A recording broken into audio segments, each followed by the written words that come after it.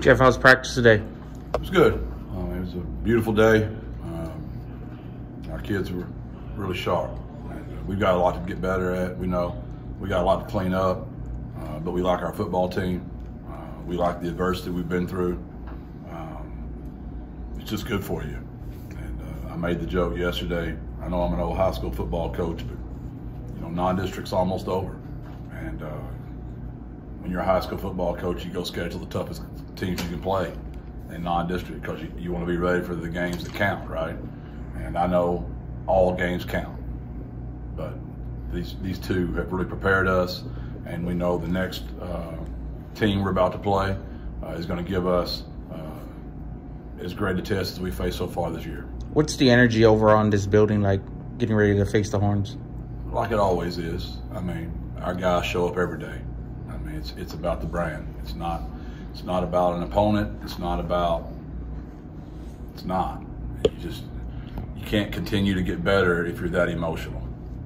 You've got to come every day trying to win the day. And this week, it's perfect effort. And we've got to stay in our lane. And when you get to making the situation bigger than what it is, you play kind of like we did early against Houston and early like we did against Army. We were not clean coming out early. We were too emotional.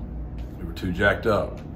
It was too big of a game, right? You can't get into that. You got to stay where you are, and it's about the brand. It's about doing what you're coached to do. It's not about the officials. It's not about the weather. It's not about the opponent. It's about you, and we got to stay in our own lane and continue. It's one of the things we've got to really work at getting better at. We have not started off clean yet. Jeff, through your experience at Texas, what do you tell the players about the atmosphere in that stadium and what it's going to be like and what they can expect? It's an awesome experience. They've done a really great job of upgrading and pouring a lot of money into that thing. It'll be like a rock concert. It's loud as can be with their music and their excitement.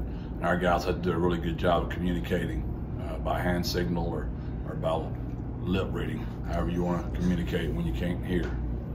Do you talk to the players about what it would mean to pull an upset, or some of the other upsets we've seen in college football, even just recently? Never. It's about us. It's about the brand. That's what I got you guys for. That's why y'all are awesome. Y'all write great stories. Y'all make great things to talk about. We just don't get into that stuff.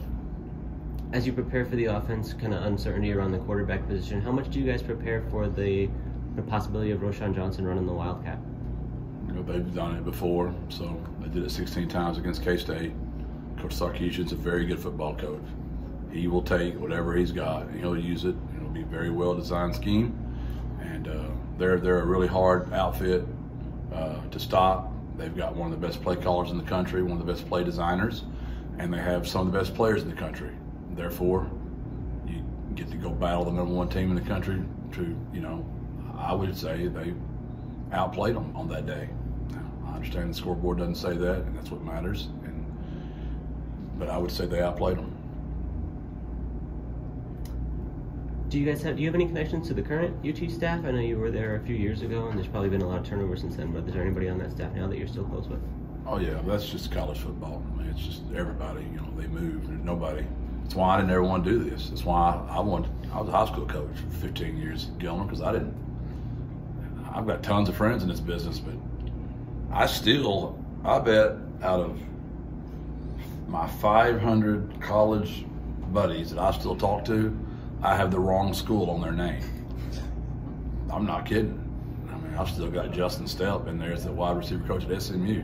He's been to Arkansas and now South Carolina. I mean, sometimes I'll have to ask my own buddies, like, where are you right now? I've still got them in, I've got,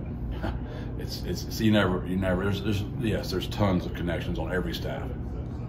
Yesterday it was interesting. You said you don't want to throw the ball 45 times a game. You don't think that's the right way to win. Obviously, it's been pretty effective for the offense so far, and I know that's kind of a natural way you lean. What leads you to say you don't want to just steer into that fully? Well, it's just not sustainable in my opinion. It's just not sustainable in my opinion. If that's what it takes for us to win, we're going to do it. It's not the way we prefer to play football. How has Frank kind of handled that increased workload and the amount of throws that he's been asked to make in a given week? How would Michael Jordan like it if you tell him he's looking to shoot the ball 24 times a game, and he loves it. He was named Conference USA Player of the Week for the second week in a row for you guys. What does that mean to the team? It means that he's really good, and our receivers are really good, and our line's done a really good job protecting him.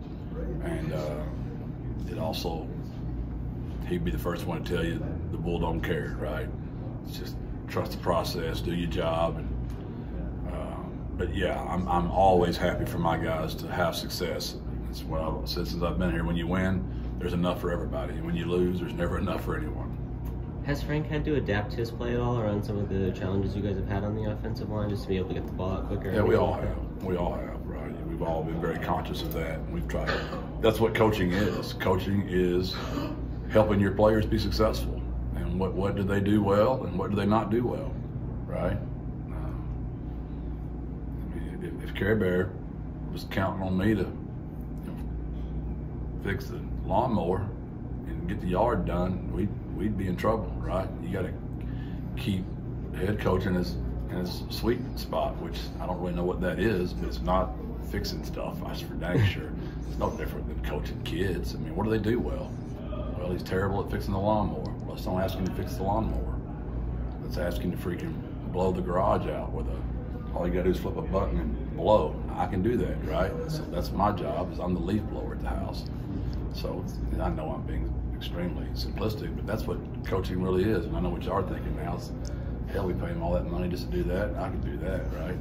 Jeff, you got any pregame superstitions this year that you go through, or something Saturday you'll be trying to put your mind in the right spot pregame? I'll always write my thoughts, but that's journaled. That I'm a journalist, right? I love to journal, so I always write my thoughts because I like to know where I am when I'm calm and before the game. So that's that. Just last minute, I'm gonna watch video to the very end and get a workout in. I'm gonna get in there early and get a workout in, see if I can beat Frank in there in the facility, which I've never done in my life. But no superstitions. My coaches are all doing that stuff. I'll say something, they'll be over there knocking on wood. No, I don't believe in that. I believe luck favors the prepared. I believe luck favors guys that work, but I don't believe in superstition.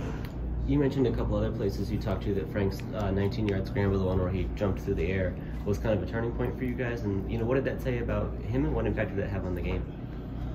I thought it was just a typical Frank Harris moment. I mean, the kid is magic. I've coached a few kids like that in my life, that no matter the situation, I just feel like he'll find a way. I've said it. I don't make play calls anymore, but I definitely direct my guys on who I want to have a chance here. And we're going to make sure Frank has his chance to always affect the ball game. And that's just what he did. He was magical. I told him he didn't know how to do that day leg. Coach Johnson didn't coach him to do that at Clemens. I'm the one that taught him how to do that little move and split that and jump up in the air. Total facetiousness there. It's just the Lord makes those guys. And my only gift in life is probably knowing when to get out of the way and let those guys go play and be their biggest supporters. And he just knows I've always got his back. And the only way you know that is trust, right? And trust is truth over time. And we've been through a lot together. Him and I have been through a lot. That was definitely a play that motivated our team, our defense. You see the way they came, the kid that jumped on him just literally tried to break his neck when he jumped on top of him. Zakari was in there trying to get him off of him. You can tell how much our kids care for him. All right, Jeff, thanks. Appreciate it. God bless. Birds up.